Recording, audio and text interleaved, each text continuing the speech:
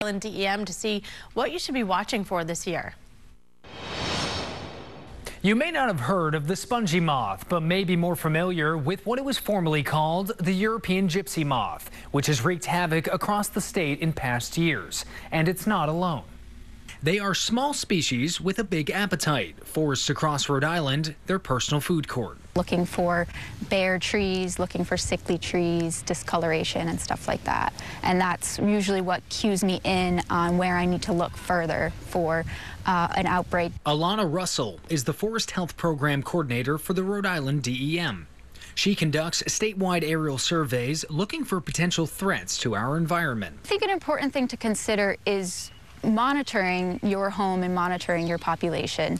In order to act on a spongy moth outbreak, we need to know that we have elevated levels, so intervention isn't always needed.